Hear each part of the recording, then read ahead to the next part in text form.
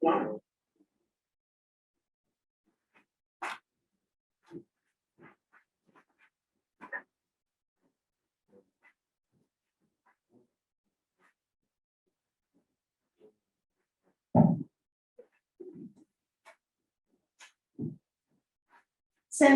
good afternoon. Welcome to our second History for Lunch at the Museum of the Albemarle for the month of April.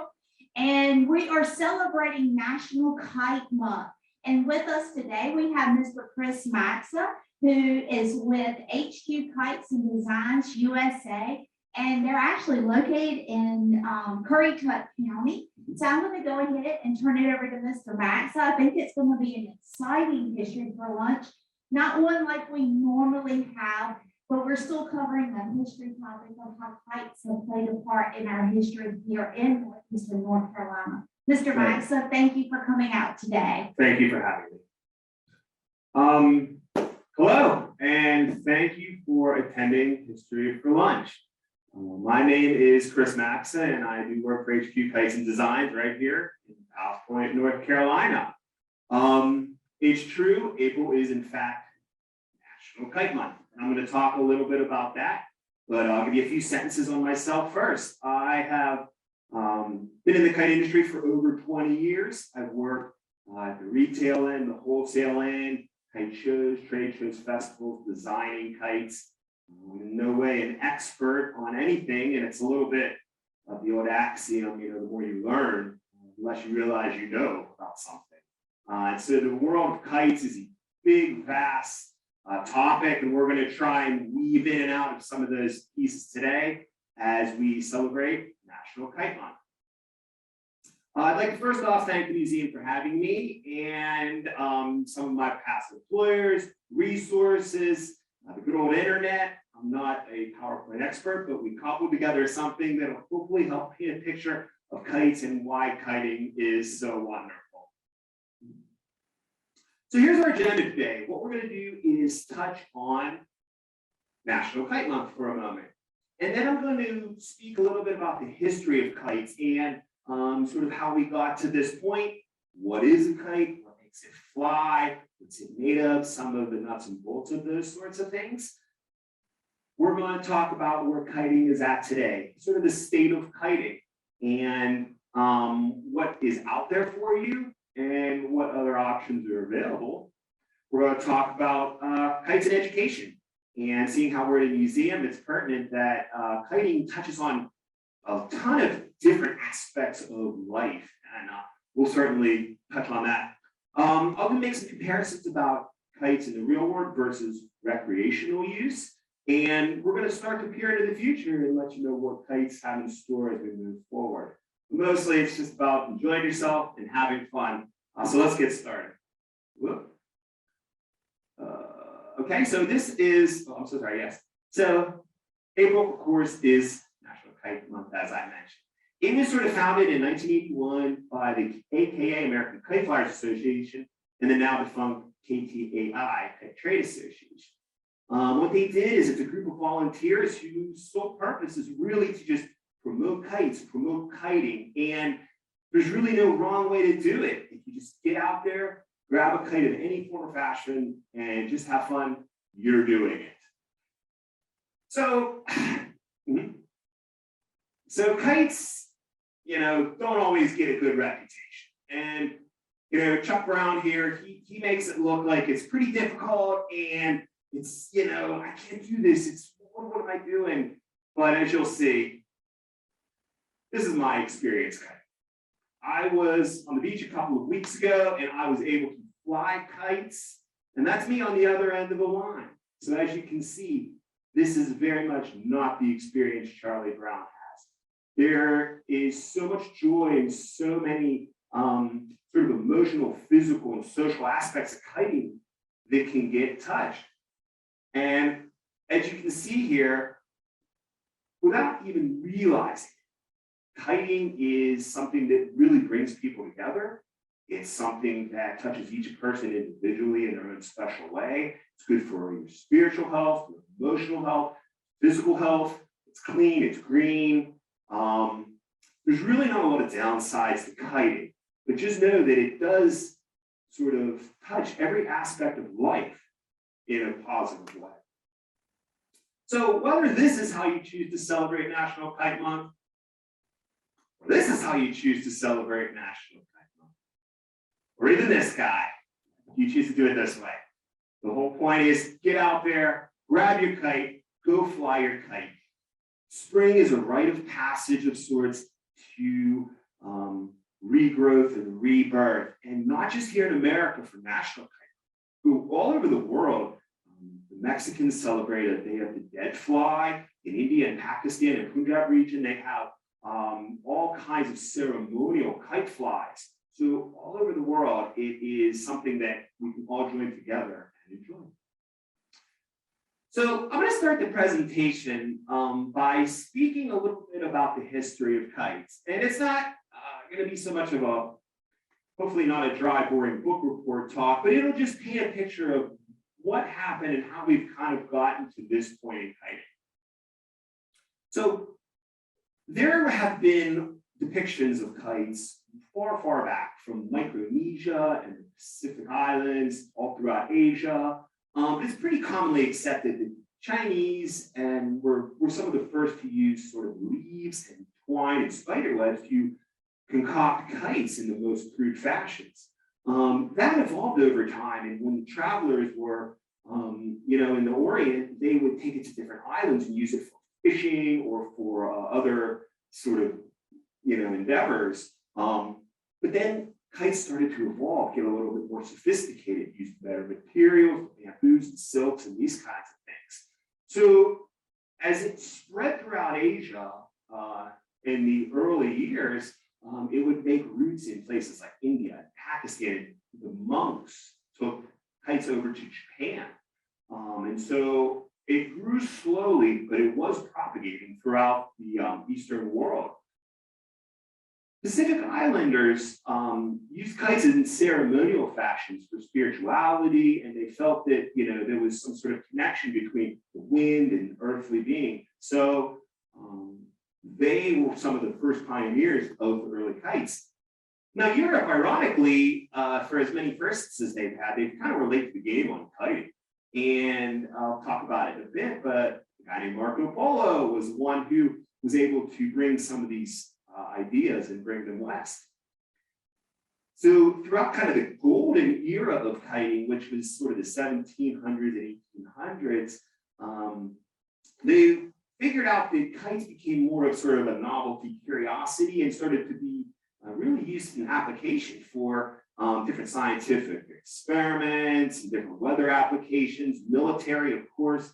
But by now, people had started to figure out and understand that kites really had a larger role to play in society at large. And then, of course, a guy named Ben Franklin changed a lot for most of you here. Okay, so I'm going to just go through a couple of guys that you may know from history who where kites kind of helped influence their work. So General Han of the Han Dynasty, at certain points, they pretty much ruled over Asia. And what he did, he was a clever general. He figured out a way to use kites and fly them over besieged, cities.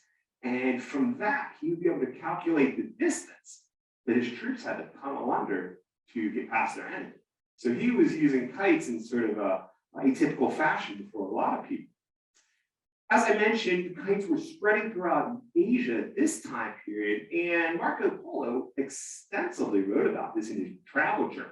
In and out of the Silk Road, Marco Polo was the one who kind of allowed the Europeans and opened their eyes to say, hey, we've got all these banners and feathers, let's tether them off. And he was a big part of that, and he wrote about it, you can read. Ben Franklin, of course, most of you, let's just show of hands here. Who thinks of kiting? And Ben Franklin is the guy that comes to mind. Of course, he was the one who used the kite and proved that a bolt of lightning did in fact hold electricity. That's how you end up on the $100 bill. Coleman Walsh. So this guy's story is awesome. He was a young kid up in the Niagara Falls area. And what young Homan did was there was a contest, okay, for a construction company on how to span the Great Niagara Gap between America and Canada. So I don't know if any of y'all have been there, but it's a pretty good ways. Anyway, after a couple of attempts, he flew a kite over the gorge with a tether line. And that was the first suspension span. They were able to subsequently put more and more cables together, thus creating the first span across Niagara to commence construction. He won a $10 prize for his effort. So back then, I mean, that's big money for the young fella. Alexander Graham Bell, of course, the inventor and Bell telephone dude, he was fascinated by kites, like a lot of these guys, a lot of these sort of engineer, entrepreneurial kind of thinkers recognized that kites had multiple applications. And so Alexander Graham Bell, he would invent all these crazy kite designs, tetrahedrons and some of these wacky UFO looking things. His aim, before the Wright brothers were around, he was trying to marry up man and a motor somehow in a kite. So his brain was on flight before quite a few others, which does bring me to the Wright brothers. Here in North Carolina, they're legendary as they are all over the world. But the Wright brothers actually, not just being bicycle enthusiasts, were kite enthusiasts. And the glider, the Wright glider, the famous Wright glider, was honed in and perfected with a tethered kite setup. And so the Wright brothers would use beautiful winds in North Carolina to test their glider, and they figured out how air flowing over faster than under creates lift on a kite. And thus, 1903 happened, we're all flying everywhere. Lieutenant Gerber was a military man, but he was also a lifelong kite enthusiast. And so couple of his claim to fame, he was in the Navy and realized that Navy, both pilots and seamen and just general, the general military as a whole needed target practice. So he came up with a target kite. And this thing was sort of attached to a tether and spindle around his waist. He could make a kite loop and dive. The brass was so impressed that they ordered 6, then 10, then 100. And by the end of World War II, the US had ended up purchasing 300,000 of his target kites. He later went on to be the first curator of the Air and Space Museum and founder of the Cherry Blossom Kite Festival in Washington, D.C. every year. I'll touch on this dude later. Francis Regallo, again, another local North Carolina name, was the grandfather and pioneer of sort of the Regallo wing and the sort of architect of the delta-shaped kite.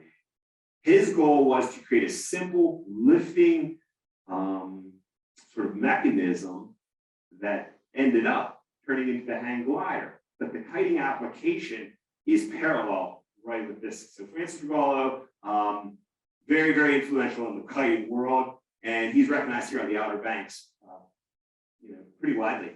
And lastly, Peter Powell.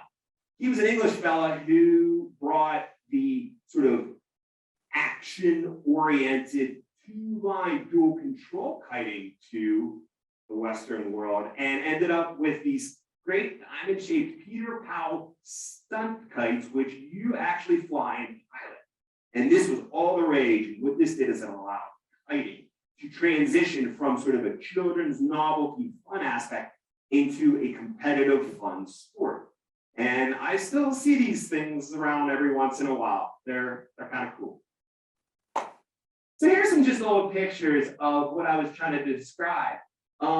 Gentlemen such as Hargrave and Cody and some other famous kiting names realized early on the application of being able to use the wing's power to lift men and equipment while still being tethered and having control. It's free, it's quiet, it was a really good solution.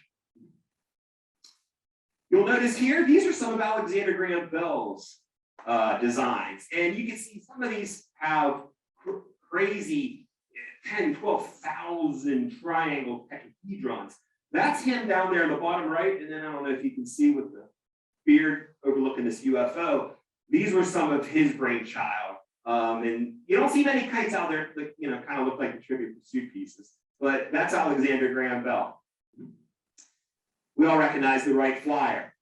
I don't know if you noticed though, the two tether lines, that's a kite. And the Wright brothers really needed this so that they could understand air and wind and how flight and drag all work together. It's a lot easier to do on the kite.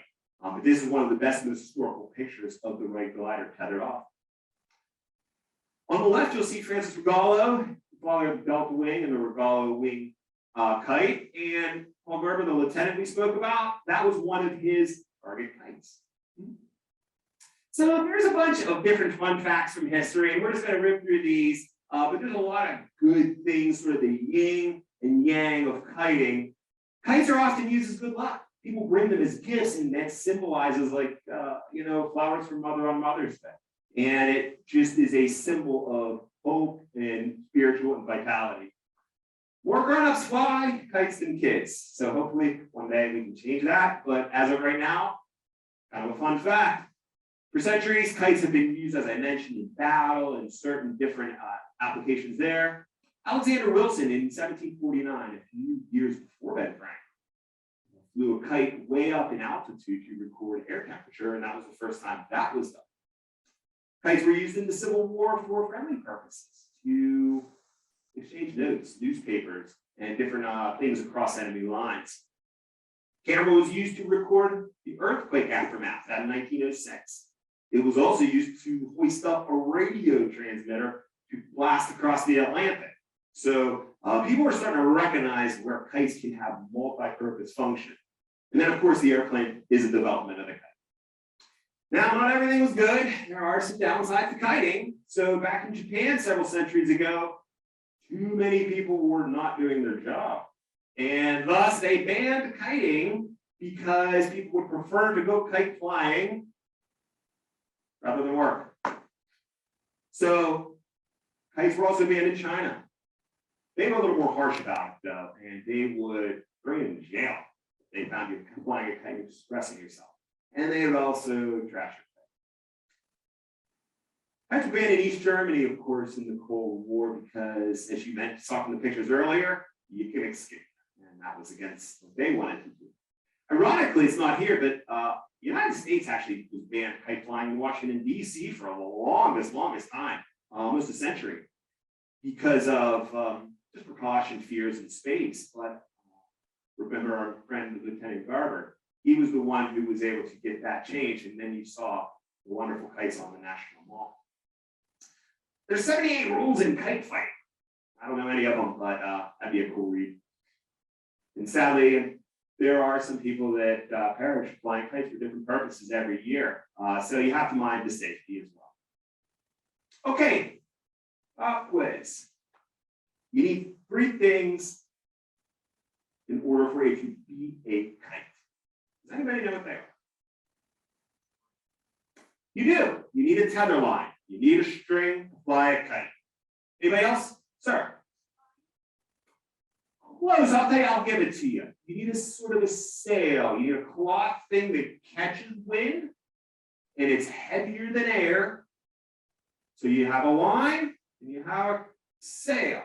One more thing we need. Anybody?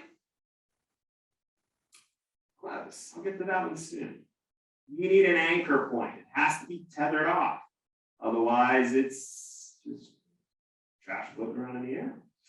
But you need a kite, you need a line, and you need an anchor. But there are 3 things needed to go kite flying. And I'll give you the first one. You got your kite, your string, and all that. What else do you need? I heard it earlier.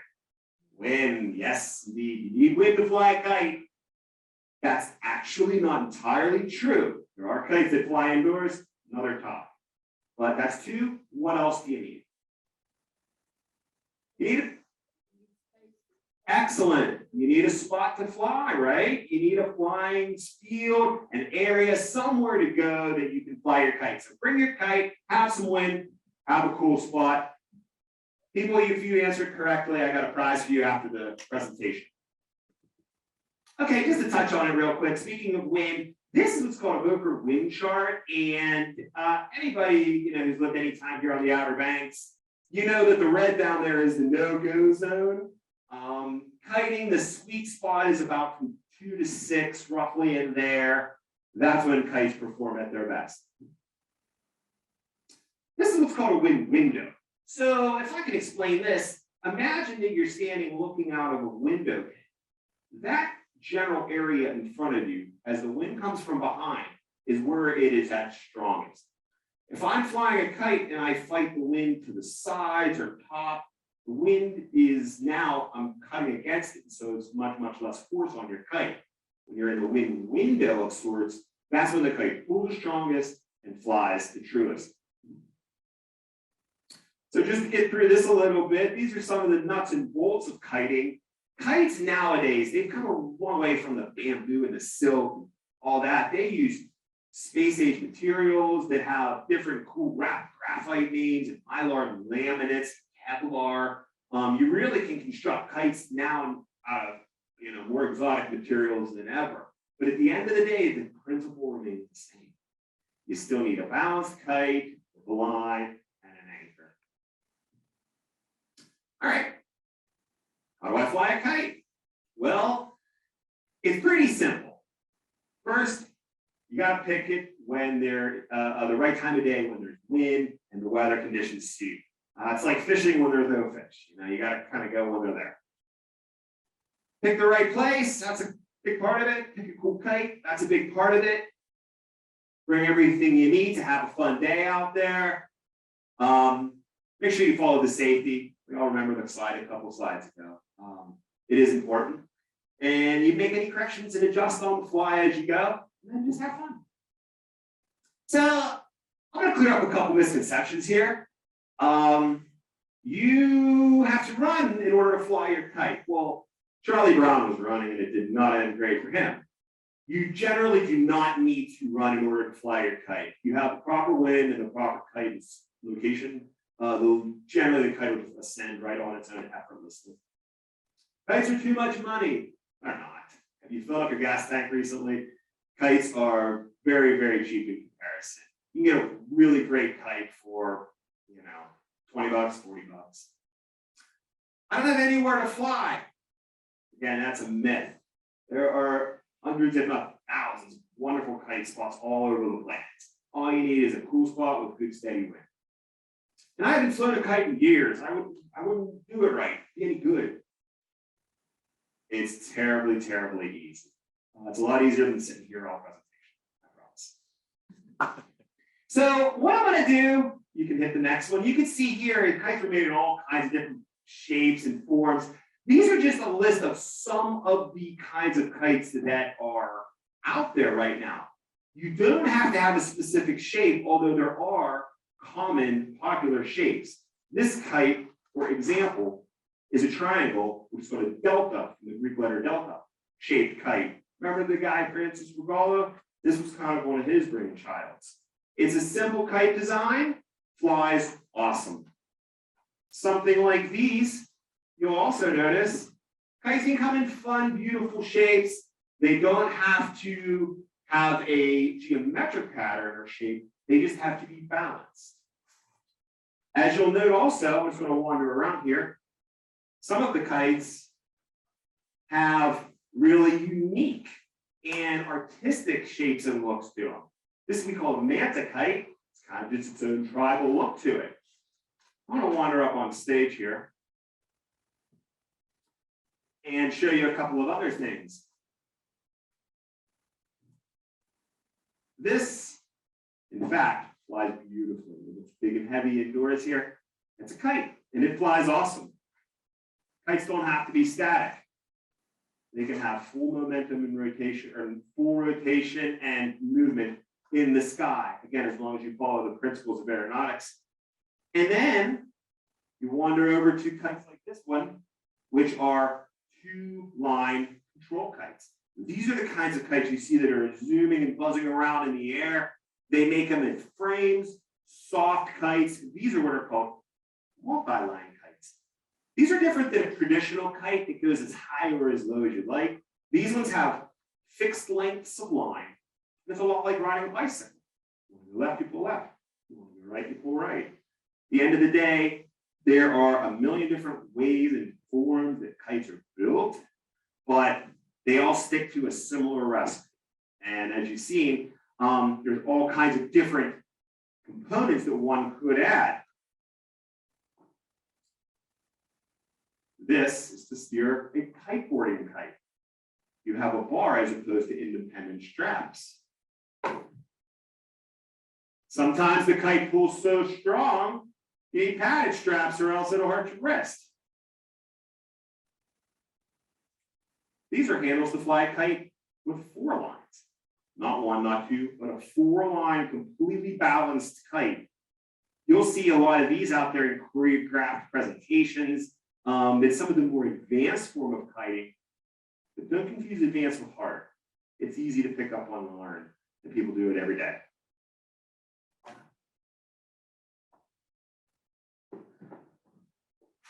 Last one I'm going to show is kind of this big guy. And at first glance, it looks flat, but the wind will do its work and allows the kites and the magic of the wind to do its thing. I just like these, and so it's a slide. Okay, let me fast forward and give you kind of a state of kiting and where things are today. So kites have come a long ways from Marco Polo and Ben Franklin.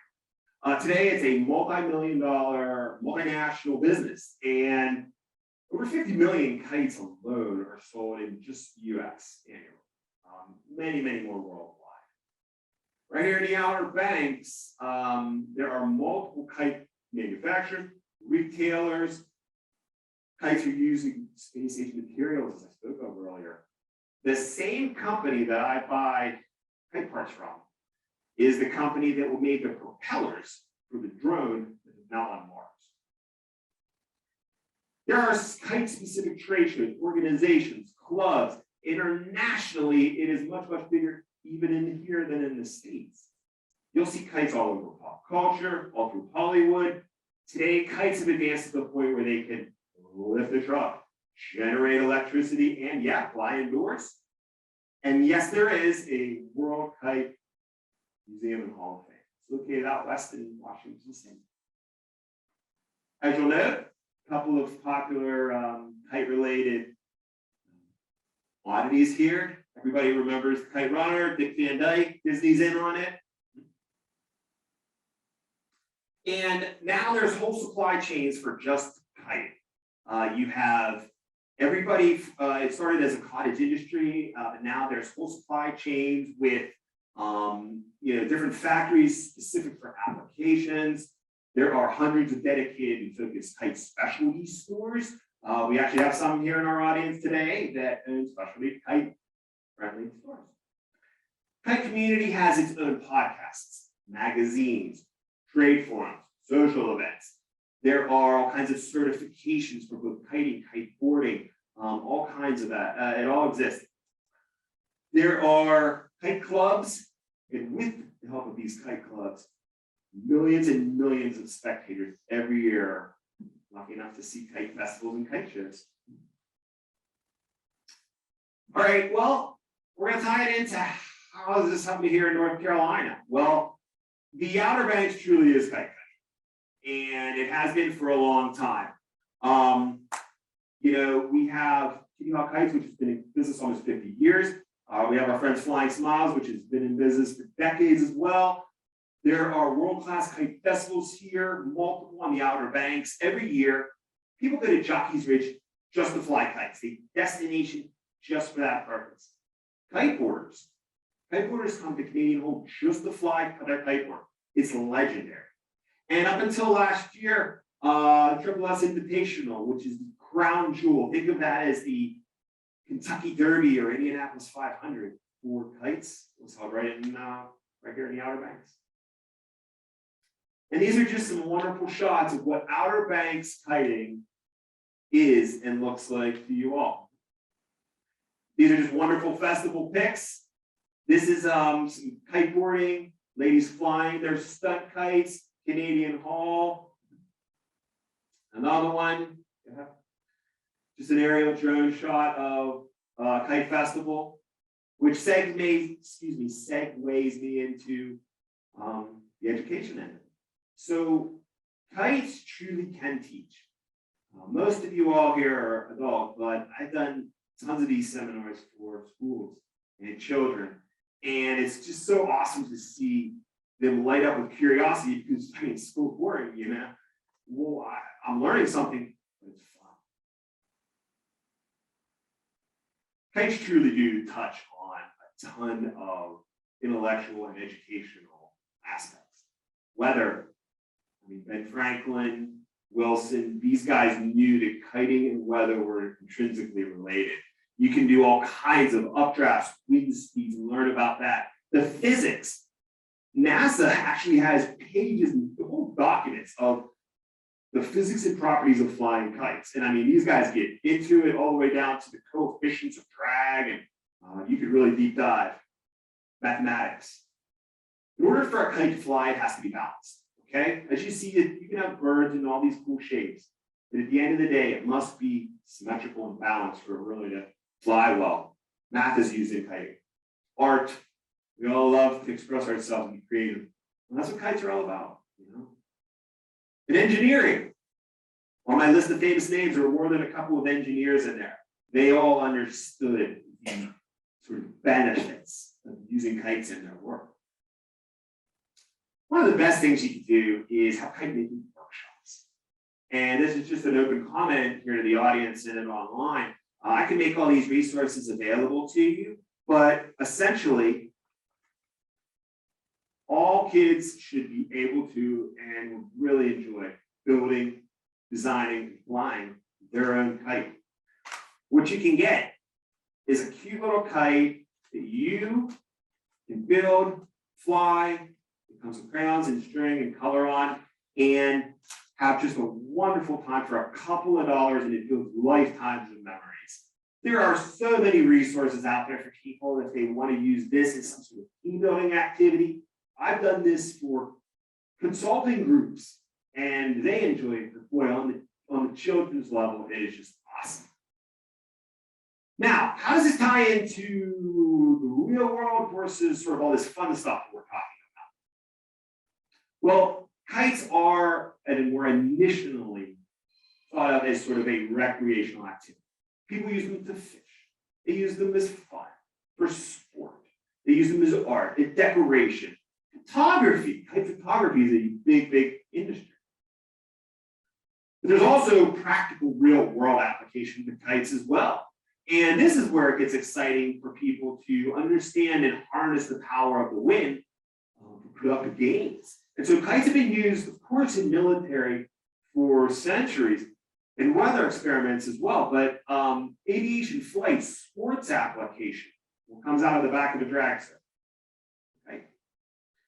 Aerospace industry, I just spoke about the connection with the kite materials people, but there are Regalo work for NASA.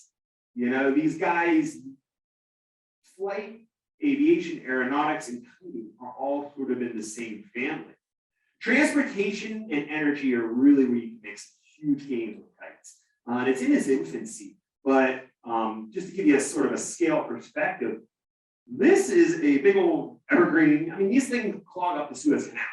That kite is about quarter of the size of this entire ship. These kites are going to be massive. But as strong as the wind is that you feel down here on the ground, it is exponentially stronger and more consistent several hundred feet up. Which dials me forward? What does the future hold for kiting? Well, the pandemic was unfortunate, but it treated kiting very well. People finally had an opportunity to get out from their screen and, you know, there's a bunch of money, go outside, stay away from people. Perfect. Well, that is kites. So kiting is going to continue to grow. Kiteboarding is going to continue to grow into the future. Kites are going to start to, just like, you know, really everything, incorporate more technology into the activity. You're going to kind of merge and mesh tech with kiting. And sort of this team synchronized kite flying I was speaking with before line, that's going to become even bigger as people understand the sort of visual enjoyment of that.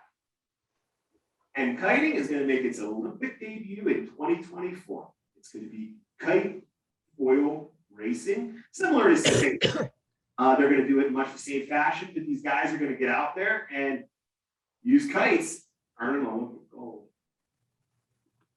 So that was the future of kiting in real world application.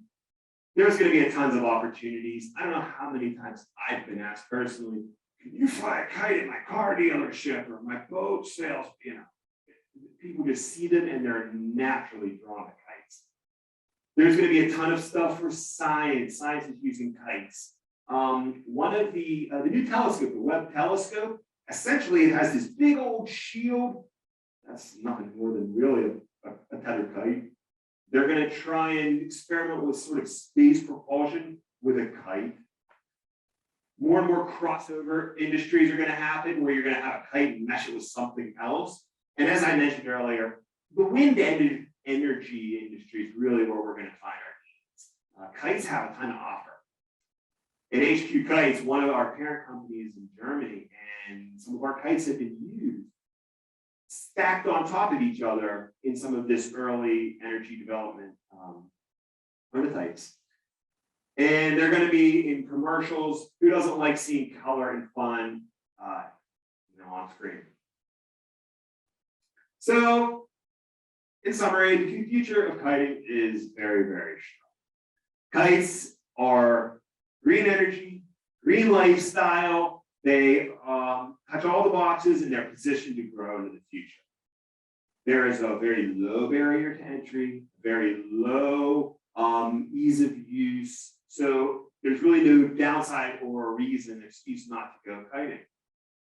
Additionally, kites, like I mentioned, are going to start to emerge more and more with other applications to take advantage of the sail, the tethered sail situation, because it's really low cost. And you see that tanker that I showed. If they, the Mayflower didn't get here on diesel, right? So they're going to throw this kite out in front of these large oil tankers and cut their transportation costs by like 20 to 40%. And lastly, kids are the key. That's where your seeds come from to grow your garden. Getting children involved in kiting is everything, and you make wonderful memories as both an adult and a kid by going kite flying. But honestly, at the end of the day, kites are about having fun. You want to get out there and enjoy yourself. People have been doing it forever, and as we move forward, they're still doing it today. Nothing is better than seeing and feeling and being part of just a kaleidoscope of color and wind. And I highly encourage everybody to get out there and do their part. April, National Kite Month, and go fly their kite. I'll throw this in there, it's topical. This was snow kiting in Kharkiv, Ukraine, a couple of weeks before things went sideways. And just to, hopefully kites in some small way can do their part to help bridge the world and bring us all together. There's only one sky. We all share it, So I'll leave us on a couple of world records from kiting. The one on the right there is a bunch of kids in the Gaza Strip. And they hold the record for the most quantity of kites ascending in one single time. Go ahead and play that if you're able to. I'll leave you guys with this. Enjoy. Hi, I'm Chris Schultz with HQ Kites. Hi there, I'm Chris Maxa with HQ Kites. In the world of kiting, the diamond shape is much maligned and often considered inferior to other platforms. The Delta kite, on the other hand, is considered to be one of the most rock-stable kite designs available. Well, today we're going to challenge that. We're going to put these two platforms to a flight. So it's diamonds versus deltas. There's one design outside the other. Let's find out.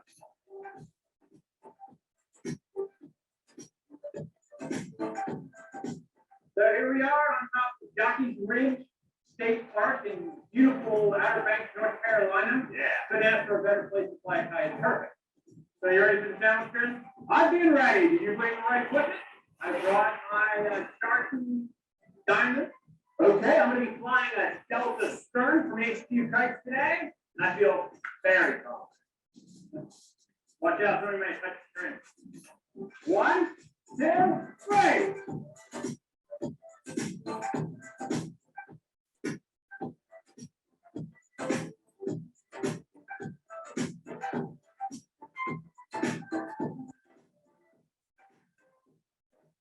So the results are in. We flew in some good last rate 50-mile-an-hour winds. Yeah, perfect day. What do you think, Chris? Well, I think that we busted the premise, and the Diamond more than held its own against the Delta today, and they perfect kites flew in here. So I think the Diamond claims victory in this game. It flew every bit as well as the Delta. Yep.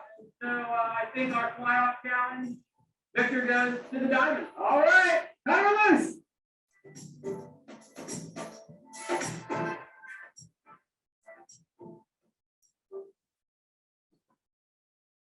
Okay.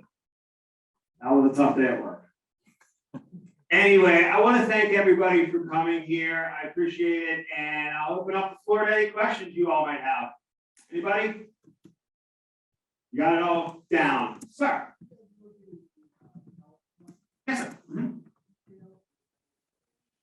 Well, we are a wholesale distributor.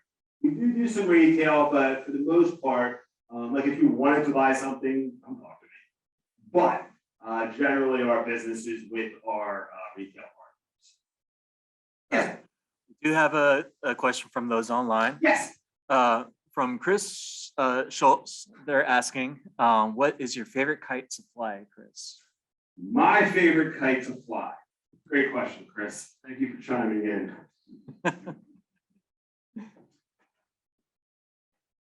Personally, I love this. That's one of my favorite kites to fly.